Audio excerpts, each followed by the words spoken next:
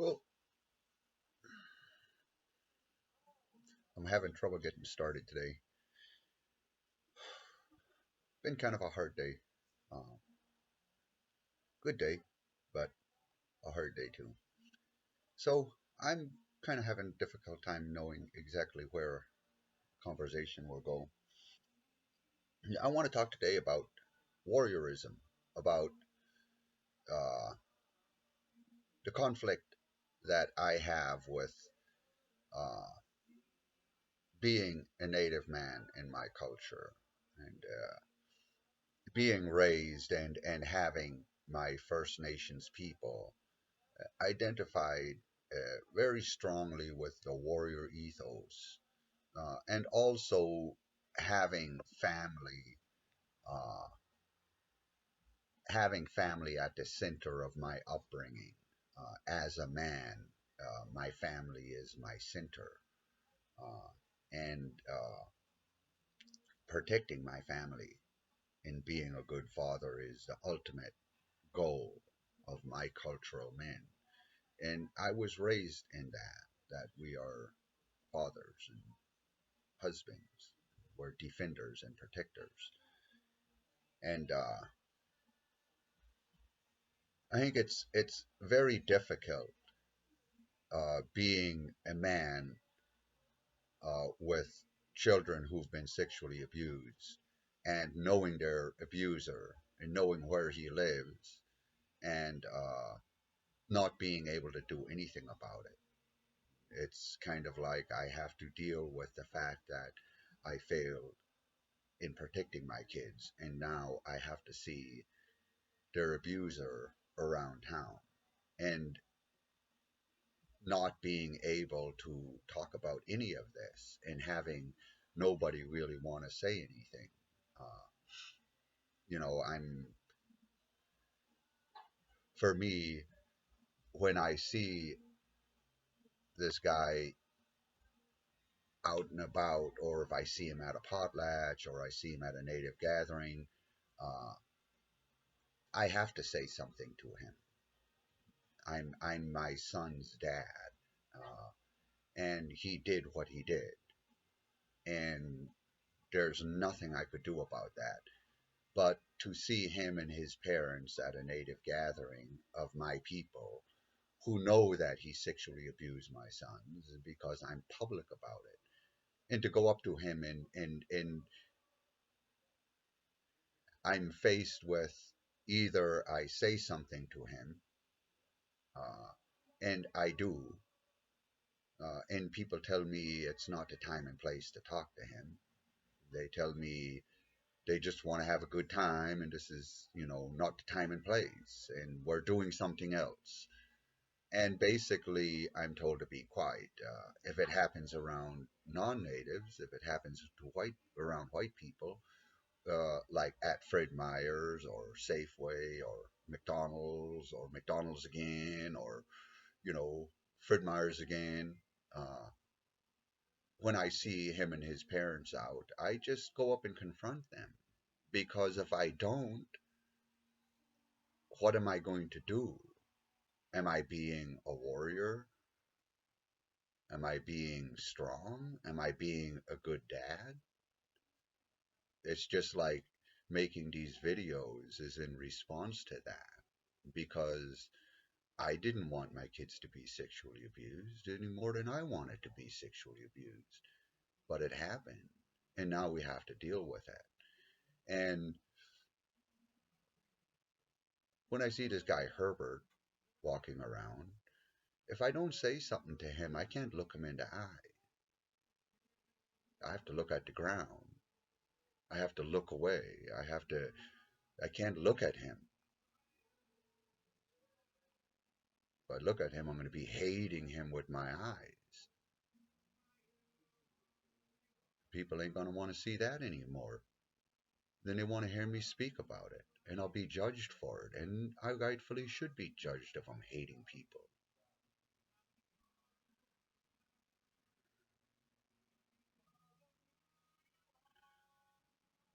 You know,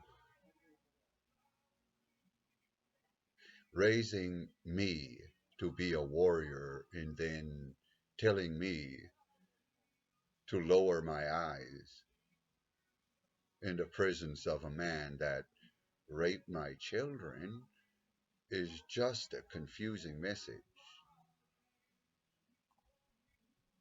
And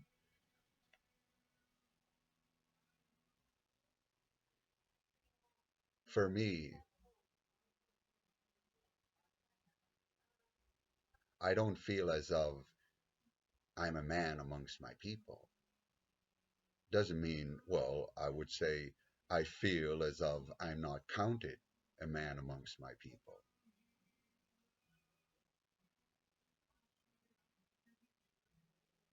And I think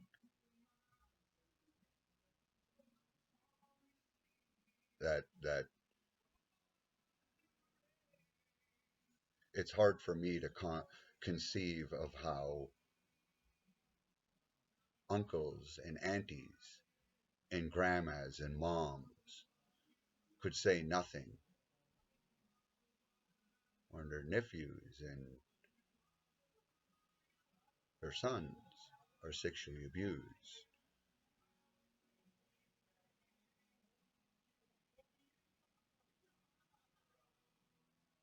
And I struggle with that because I don't want to be cruel to people and walk around and say I'm the only warrior because I'm the only one that speaks. But at the same time, I don't want to be silent about what I see.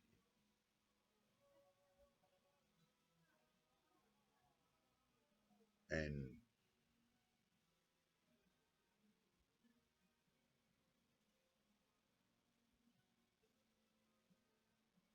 that's one of the big costs of not doing anything. I think for me, when I try to stop talking about it and when I try to look down at the floor in front of my children's rapists and I try to do what people want me to do, it's like I can't do that. Maybe I'm too proud or something, or maybe I'm just a man who didn't raise kids to be raped. Maybe I'm just a man that don't tolerate that in my family and who won't tolerate it.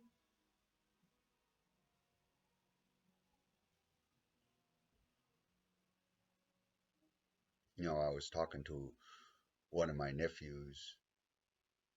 He's doing 20 years in jail for shooting my sister with a 338. He shot her with her own gun. He went to the police station and said she kept him up for days talking to him about the sexual abuse she'd done against him since he was a baby. And she just remembered it. He said he stayed up for days trying to take care of her, and he went to sleep and he woke up and she was violating him with some kind of a bone that she was making art with. And said he got up and before he even knew what was going on, he had already shot her. And he said he don't remember if he pulled that bone out of himself before or after he shot her. That's how fast it happened. And he went to the troopers, and that's what he said.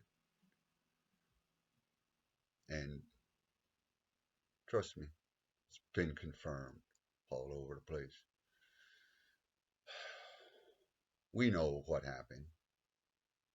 He was a young man, 20 years old. He called me from the jail today, and I said, hey, I'm doing these videos. He said, tell my story too. He said, people support me, but they don't support me in reality because he's doing 20 years for murdering his mom. And nobody will say that his mom did what his mom did to him. I think they're too ashamed of her. Maybe they never stop and and consider what it was like for her to be a little girl in my mom and dad's house and in my family and what she learned back there. I don't excuse her and I don't say it's not bad what she did. It doesn't lessen what happened to my nephew. But people who are too ashamed to say that, people who say something deep down in my nephew snapped, you're lying. We know what happened. We know what happened. And he said what happened. And nobody backed him up. He pleaded guilty, killing his own mom.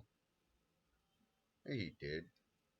I don't agree with it or disagree with it. I talked to him today and I said, you know something, nephew?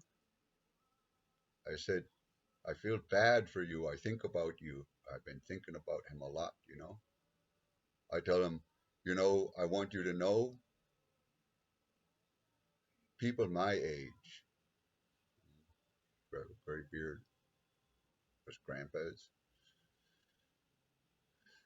say people my age should have dealt with this before he was ever touched. And that's true.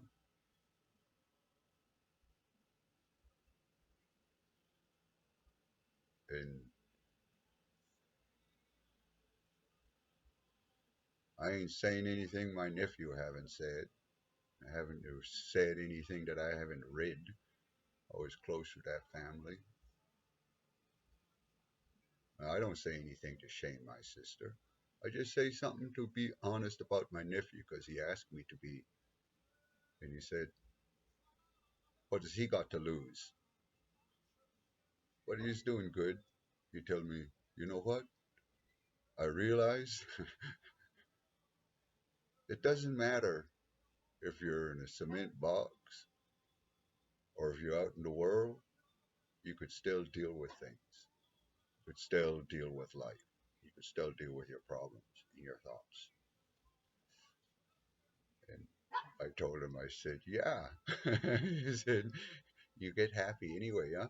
He said, yep. I said, it's like you say, oh, yippee, I could be happy in hell. But then you realize hell is everywhere because you're living in it. Anyways,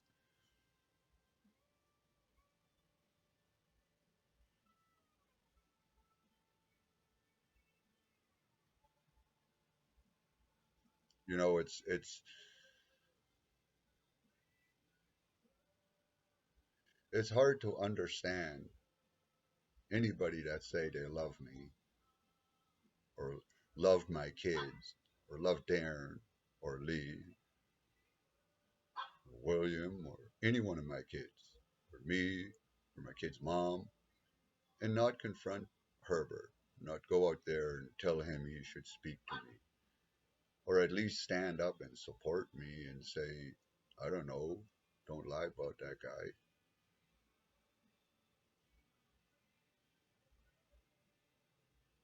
And I have a lot of family, big family. Some of my family is even somewhat famous. Anyways, that's been on my mind. You know, it's hard. It's hard, I think, for any of us men to feel good when this kind of crap is going on and we ain't doing anything about it. And I don't know how. I mean, I don't feel good about it. It's like even though I'm trying, I'm failing. I fail every day because nobody says anything. Because Herbert is still running around free, breathing the air, whatever. You know, my nephew's still doing 20 years. You know, the rest of the world is what walking around saying something deep down inside of him snap.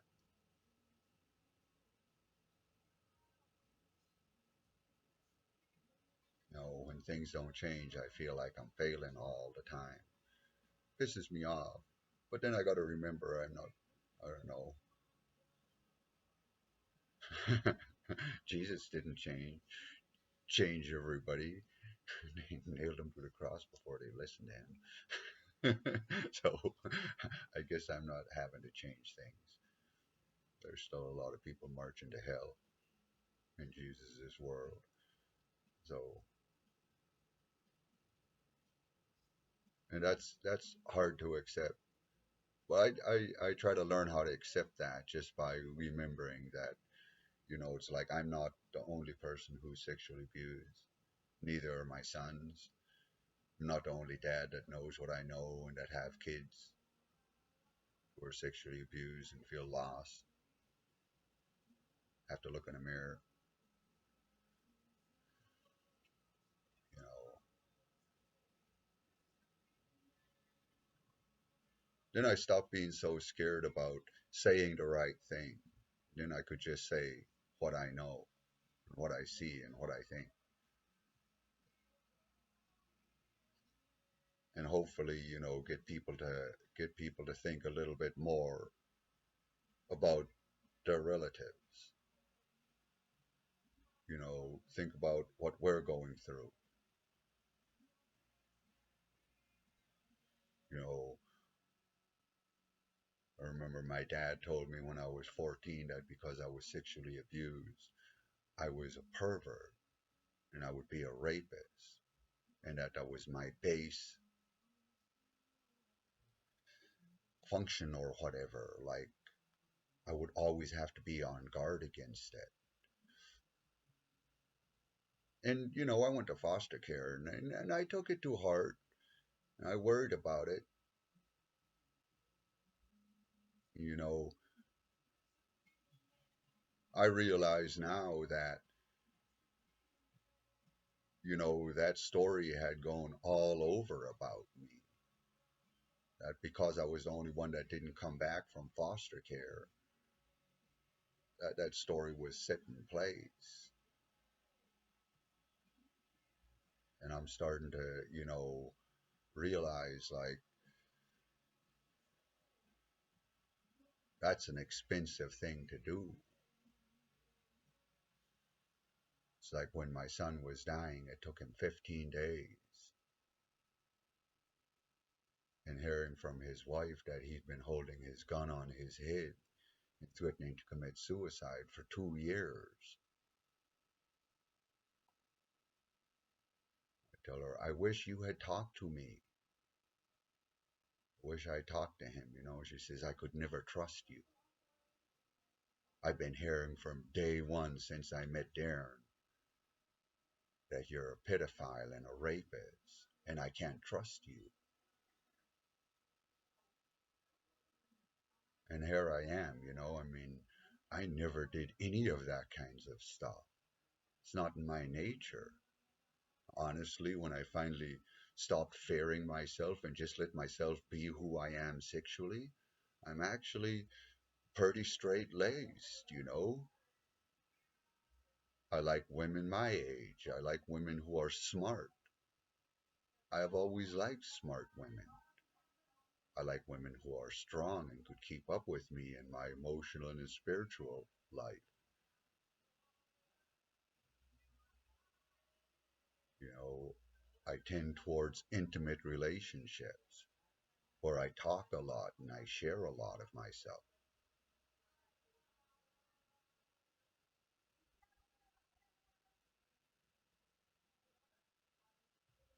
I thought I was a good man. I mean, I thought everybody kind of knew that I don't have a problem with that.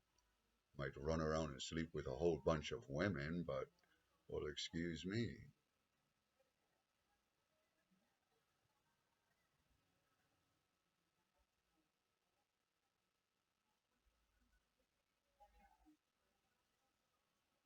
And I know in different ways this kind of stuff goes on in our families.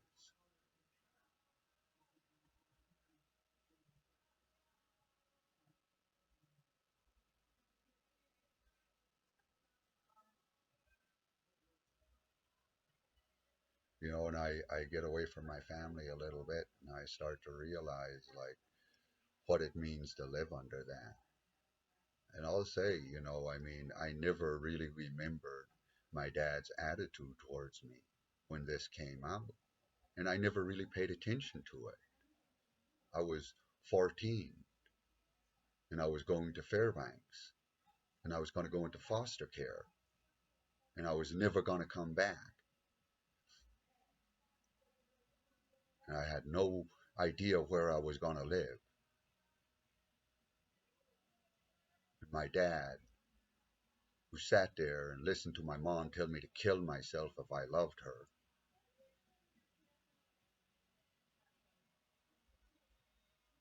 sits down and tells me that, as my parting gift, to be mindful that I'm a rapist and now pedophile because I was sexually abused.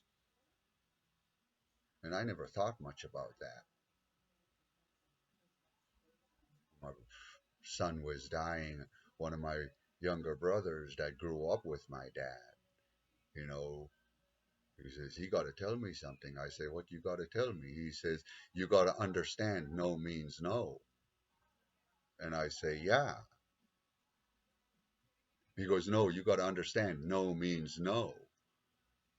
And I say, I know. Why are you talking to me like that? He says, you need to hear it. I says, that's what you say to a rapist, isn't it? He says, yeah. I say, did I ever rape anyone? No. Then why do I need to hear it from you? Because you need to hear it. You need to understand it.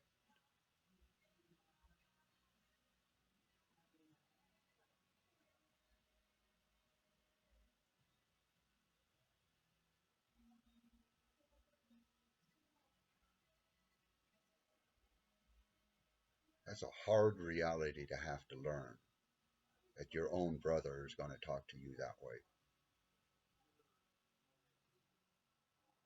and that your son is going to grow up hearing that.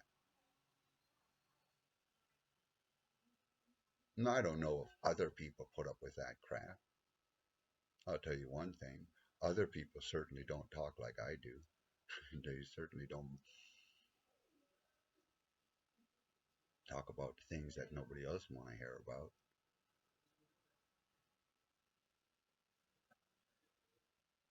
I think about my nephew, and they're doing that to him. It's like I'm a part of it. It's like the world, my world, forces me to make these videos and speak out against it or be a part of my nephew's future reality when he gets out of jail. It doesn't matter what we know, it doesn't matter what we remember, it doesn't matter what is real, it doesn't matter what he says and what he does. People are just going to treat him like he shot his mom for nothing, like something deep down inside of him snapped. And that's how simple it is. And because nobody wants to talk about it, when he gets out of jail, he's going to have no one to talk to. Because nobody would talk to him about why he shot his mom. He could never grieve for his mom. He didn't hate his mom. You know what he said to me when he told me that story? At the end of the day, God is love, and love is everywhere. My mom was suffering. I didn't mean to do that. I love her. I have to grieve for her.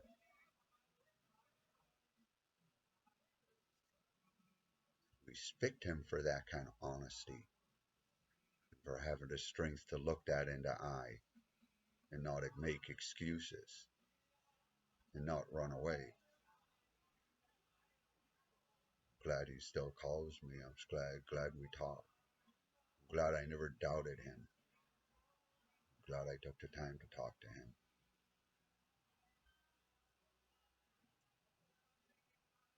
but my family's decision to cover that story.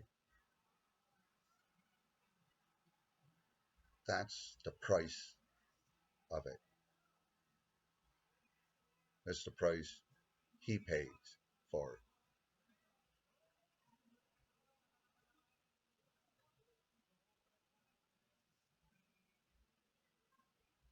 That's the price he's going to pay. And if we don't change, that's what he's going to get. And you know what he say? People support me, but not really. And I said, yep, they support you living out a reality they need you to. They support you doing 20 years for murdering your mom because something deep down inside of you snapped.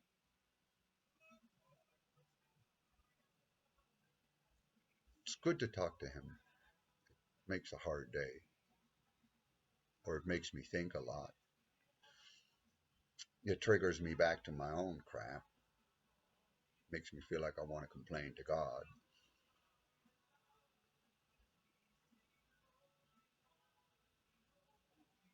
Would put me in a little downward spiral for a moment.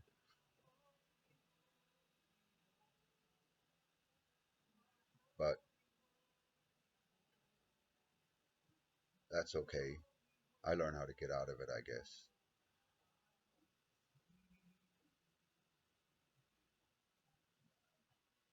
You know, it'd be good to sit down one day with my nephew and make a video with him and give him that chance to see what he got to say, see what he has to say about being him, being a DeWild, you know, being a DeWild man in our family, growing up a DeWild boy in our family. What he thinks of us, uncles and aunties that raised him and he used to look up to. We were towering tall and we knew everything. What it's like to try to be him and the reality we sit before him.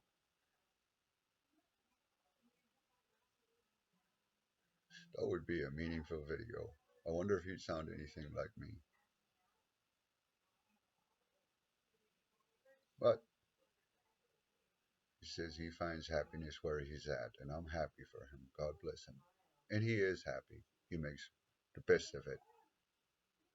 And, he works, he talks, he reads. He's surprisingly happy from day one. And I'm glad for that. If he got to be going through that kind of crap, I would want him to be happy. Strong young man. Maybe by the time he gets out, we'll be ready to do better by him. Maybe by the time he gets out, his uncles, his aunties, and his cousins will not be too scared. Give him a hug and say, look, man, sorry you had to go through that. It sucks all the way around. But we're here for you. We're here. We support you where you stand.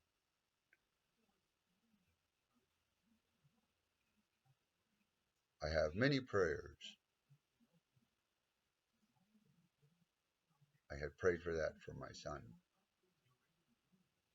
And I tried to build that for my son.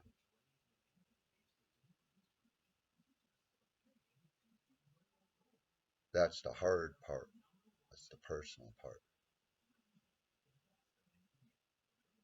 But I live in a world where there's still a need for the same thing. It just didn't come around fast enough.